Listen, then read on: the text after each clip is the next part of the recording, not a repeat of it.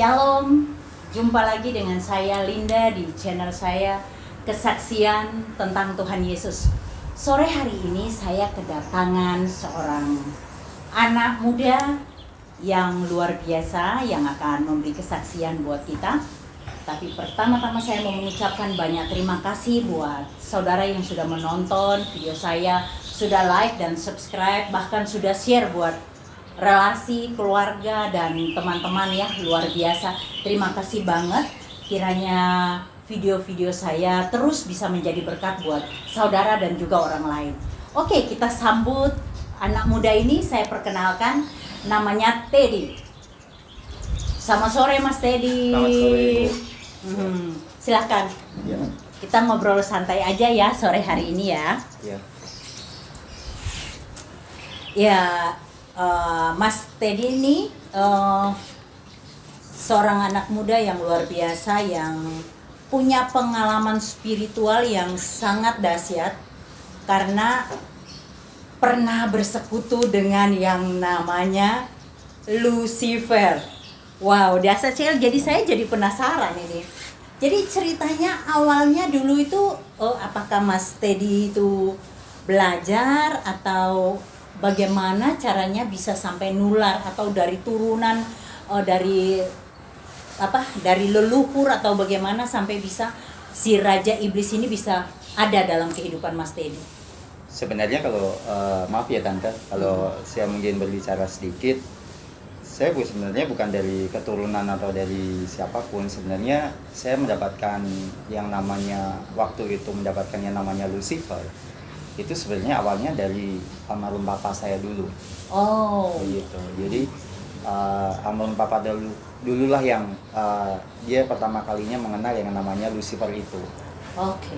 Karena jatuhnya Lucifer itu ke dalam diri papa itu waktu itu ya sebenarnya dari kehidupan masa lalunya dia yang kalau dibilang, kalau kita ngomong ya secara garis besarnya penuh dengan sebuah kepahitan yang namanya ada yang disebut dendam, jadi dendam pribadi yang menurut kalau kita bilang ya sangat terlalu mendalam ya. Pahit jadi ya, kepahitan. Terlalu iya, jadi terlalu dalam di hati dia sehingga dia punya sebuah keinginan, di mana keinginannya adalah bahwa apa yang saya rasakan harus dirasakan oleh orang lain juga, baik itu keluarga pribadi maupun orang terdekat maupun orang lain begitu. Nah, saudara, saya mau bilang, makanya kemarin di video saya berbicara tentang pengampunan. Kenapa pengampunan itu begitu penting dalam kehidupan kita manusia? Karena si Raja Iblis itu paling pintar. Dia pintar sekali. Ya, dia pintar sekali dan dia tahu benar kelebihan dan kekurangan kita manusia. Pribadi lepas pribadi dia tahu, bukan cuma hanya Tuhan yang tahu, tapi dia juga si jahat itu tahu. Nah, kita jangan memberikan peluang buat dia, karena makanya di dalam firman Tuhan dikatakan bahwa iblis itu berjalan mengelilingi kita seperti singa yang mengelilingi kita sambil mengaum. Dia mencari peluang di mana ada titik lemah kita, disitulah dia masuk. Walaupun itu kelemahan kita mungkin cuma sebesar lubang jarum, tapi dia bisa masuk. Kehebatannya Lucifer di situ. Dan ingat saudara, tidak ada keuntungan apapun yang didapat, justru kehancuran. Jadi kita dengar selanjutnya bagaimana ulah dari kepahitan yang kita rasakan dan kita tidak cepat-cepat mengambil keputusan untuk mengampuni.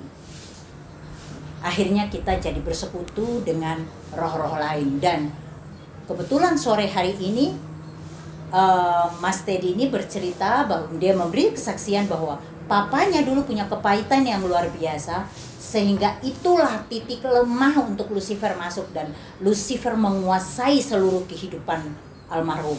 Nah, nanti kita dengar selanjutnya seperti apa ceritanya. Seru banget deh. Ikuti terus ya. Oke. Jadi kalau dibilang awal mulanya waktu itu beliau memang terjadi sebuah kepahitan setelah beliau kalau dibilang resign ya dari sebuah pekerjaan. Oh iya. Akhirnya dia pasti pekerjaannya mungkin ya yang bagus banget ya.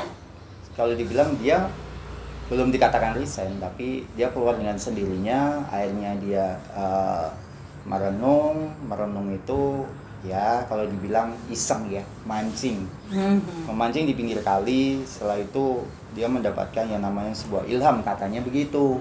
Tetapi itu bukan ilham, bahwa ya tadi karena ada titik seperti yang dibilang Tante Linda, bahwa ada sebuah titik jarum, sebuah kelemahan, lubang yang untuk dimasuki. Jadi lubang titik jarum sebuah kelemahan itulah yang akhirnya membuat Lucifer atau iblis itu datang kepada papi saya almarhum. Jadi waktu itu dia datang sebagai seorang putri dan akhirnya dia berwujud seorang putri cantik ya. Dan akhirnya dia akan diberikan sesuatu hal, ya dibilang sebuah janji. Janji yang sangat luar biasa, yang kalau kita bilang bahwa tanpa kita harus melakukan apapun pasti itu akan terjadi. Wow. Gitu. Jadi dari situlah magic ya jadinya, seperti dari situlah akhirnya bergelut. Dari situlah waktu itu saya belum yang namanya ikut juga terbawa arus ke dalam Lucifer, karena waktu itu saya masih kecil. Tetapi dari situlah awal mulanya saya mulai mengagumi mulai awalnya ya. Mulai mengagumi dan mengikuti yang namanya Lucifer itu dari kejadian-kejadian yang terjadi. Dan waktu itu saya dibukakan oleh almarhum papi saya dan juga almarhum mami saya memberitahu bahwa saya terlahir jadi anak bungkus. Jadi anak bungkus itu dilapis selaput. Waktu lahirnya ya? Waktu lahir itu saya dilapisi sebuah selaput kantong lahir. Jadi waktu lahir itu saya tidak menangis. Jadi dokter juga bingung, almarhum mami saya juga bingung. Harus disobek dulu. Kenapa nih nggak nangis? Akhirnya sama dong Mas, saya juga gitu lahirnya. Gitu. Jadi kita sama-sama lahir bungkus nih. Nah setelah itu ditarik, ada selaputnya gitu. Setelah dirobek, baru nangis, baru bisa nangis ya. Nah dari situlah almarhum papi saya dan almarhum mami saya bilang, kamu lahirnya bungkus. Tapi setelah itu saya dikasih tahu almarhum papi saya bahwa kalau orang lahir bungkus biasanya dia punya yang namanya indera keenam. Kalau orang Jawa bilang begitu, bisa melihat sesuatu hal ke depan tanpa kita harus akan diberitahu ya. Misalnya kayak orang itu bisa meramal kan begitu. Nah betul. Tetapi dari situlah saya bilang saya nggak tahu. Dan dari situlah awalnya almarhum papi saya membukakan yang namanya mata batin ya, dalam arti indera keenam itu.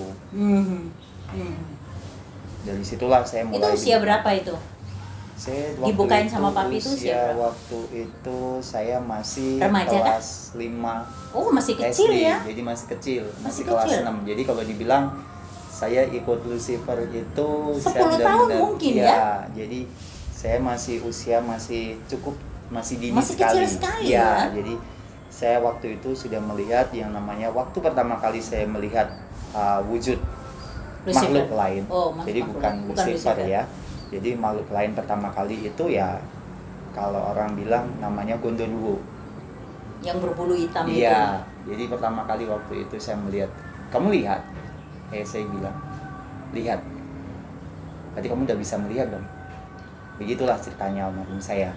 Nah, pertama itu ya papi buka mata batin itu ya. Setelah itu barulah saya diperkenalkan yang namanya penunggu yang ada di kali Banjir Kanal Barat ya.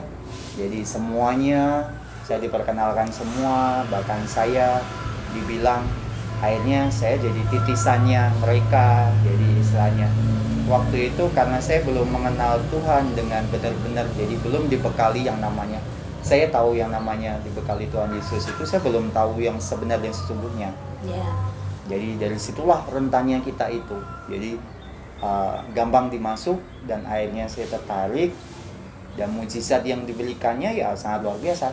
Mujizat dari Lucifer ya? Iya, jadi mujizat dari Lucifer, saudara, mujizat dari Lucifer itu luar biasa. Nah, tadi Mas Teddy ini bilang dia mengenal Tuhan Yesus, tapi dia tidak mendalami. Jadi Mas Teddy ini eh, dari anak Tuhan juga sebenarnya, dari keluarga anak Tuhan, tapi papinya Muslim.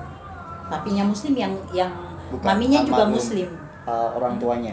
Oh, Muslim, almarhum papi orang tuanya. Jadi Kristen. eyang ya. Iya, Oh, papi papi Kristen murni. papinya Kristen. Iya. Mami yang Muslim, kemudian mami ikut papi ya. Iya, jadi. Oke, jadi mami yang ikut papi. Iya. Oke, terus tapi keluarga itu bukan keluarga yang dekat dengan Tuhan ya, tidak punya chemistry dengan Tuhan. Iya. Jadi Kristen, tapi tadi sering saya bilang Kristen KTP gitu ya, Iya. Mas Teddy ya, boleh dikata seperti itu ya. Oke, terus setelah Mas Teddy ketemu dengan yang Baurekso banjir kanal barat, yang ketemu kayak begitu. Iya, sampai akhirnya saya diperkenalkan yang namanya, kalau orang sejagat antero bilang bahwa itu yang namanya Nyi Roro Kidul, atau istilahnya seperti itulah. Akhirnya saya Yang diperkenalkan. dari penguasa Laut Selatan. Iya, jadi saya dibilang ini adalah eyang kamu, dia bilang begitu. Dan saya, terus dia bilang bahwa Ketemu ini langsung ibu kamu. itu ketemu langsung. Saya ketemu langsung dan saya melihat langsung wujudnya, dan saya benar-benar tahu, dan saya benar-benar istilahnya berbicara langsung, dan saya bisa berkomunikasi karena saya waktu itu kan punya indera keenam tadi. Iya, oke. Nah, berlanjut sampai akhirnya saya SMP, SMA, dan saya waktu itu SMA jadi baptis. Saya terus terang, saya SMA kelas 1 itu dibaptis. Oh. Saya waktu itu dibaptis juga sekedar kalau dibilang hanya seperti tante tadi bilang. KTP tadi. Iya, jadi seperti kayak Iya. aja bahwa saya orang Cuma Kristen harus ritual aja dibaptis. sebagai Ya, sebuah jadi, ritual. Iya, betul. Tetapi tidak memaknai benar ya. Iya, tetapi Oke. saya belum istilahnya tersentuh bahwa saya benar-benar anak Tuhan, dan saya benar-benar bahwa saya benar-benar anak Tuhan banget gitu loh. Dan saya belum mengenal Tuhan yang sebenarnya dan sesungguhnya seperti apa. Nah, seperti itulah sampai akhirnya saya lulus dari sekolah, kuliah juga belum selesai, juga putus. Akhirnya saya bekerja, dan saya di saat bekerja itulah saya bekerja. Akhirnya di 2005 puncak-puncaknya saya benar-benar mendapat yang namanya teguran dari Tuhan Yesus ya. Oke. Karena saya, kalau dibilang, saya sudah menduakan dia. Jadi saya benar-benar menduakan dia dengan sangat-sangat luar biasa. Jadi seperti apa yang dikatakan di Alkitab kan, bahwa kalau kita menduakan Tuhan, kalau kita mengganti Tuhan dengan yang lain, pasti Tuhan Di akan dalam cemburu dan Taurat marah. di Kan begitu. 10 hukum Tuhan kan pertama yang janganlah ada padamu ilah lain di Iya, hadapanku. betul. Nah, itu dia. Benar loh saudara. Jangan pernah kita ada bersekutu dengan roh lain. Jangan kita memberi peluang buat roh lain. Karena satu roh tidak pernah cukup. Dia akan mengajak roh yang lain, dan semakin kuat. Dan rajanya menguasai kita, seperti kehidupan Mas Teddy ini. Akhirnya sudah pernah ketemu langsung dengan Lucifer nggak? Kalau dibilang sudah penuh, sudah. Saya benar-benar bertemu, bahkan saya Bercakap-cakap. waktu itu sempat bercakap, dan sempat saya juga berinteraksi ya, sempat berbicara, sempat dia berubah wujud. Jadi dia tidak benar-benar wujud dengan Lucifer yang aslinya, bukan, tapi dia berwujud dengan memang sesuatu hal yang memang kita banggakan. Apa itu? Begitu. Ya tadi yang namanya Nyai Roro Kidul tadi. Oh. Begitu. Jadi kalau orang Jawa kan selalu memuji dia kan. Nah, dari situlah dia datang sebagai itu, dan dia berbicara secara langsung, dan dia ngomong apa adanya. Bahkan kalau kita ngomong, saya waktu itu aja bisa bertemu dengan orang, saya bisa tahu kehidupan dia dari sebelum dan sesudahnya. Jadi Dalam arti- Mas Teddy bisa melihat kehidupan seseorang itu sebelumnya, segala baik buruknya bisa Iya. lihat langsung. Iya. Dan bisa juga melihat Untuk kedepannya juga. Bahkan Oke. untuk kedepannya nanti dia mau seperti apa dan jadi apapun, saya bisa tahu. bisa tahu ya. Iya. Wow. Kalau kamu bisa jalan ke sana dan ke sini, dan itu bisa mau. Nah, dari Padahal situlah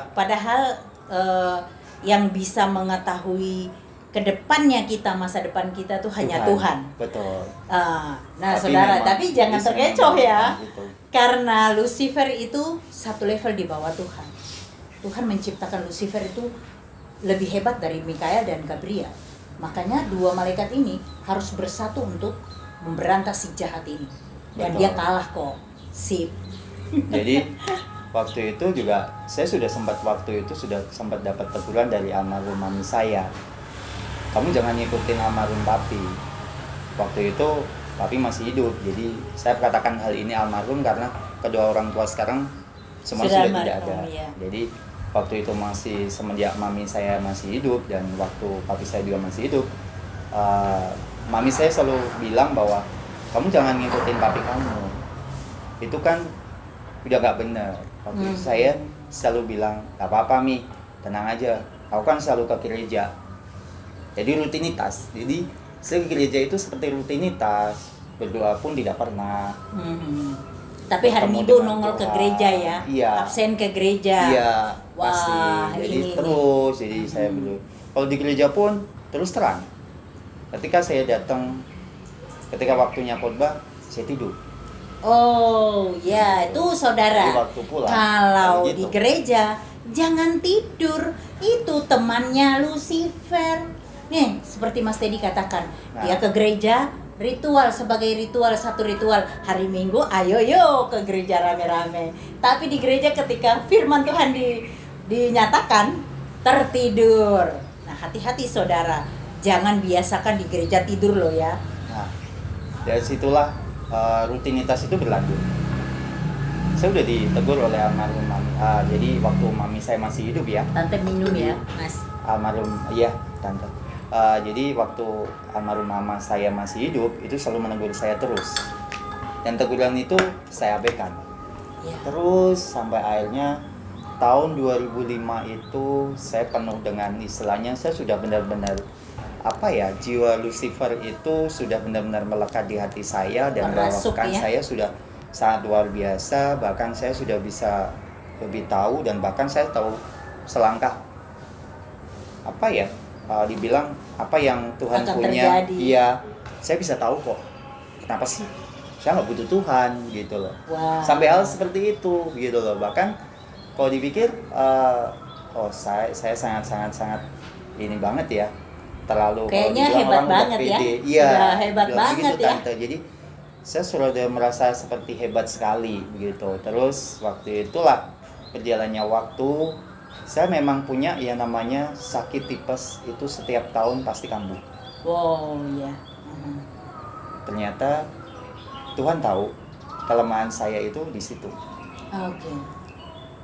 Sakit tipeslah saya datang.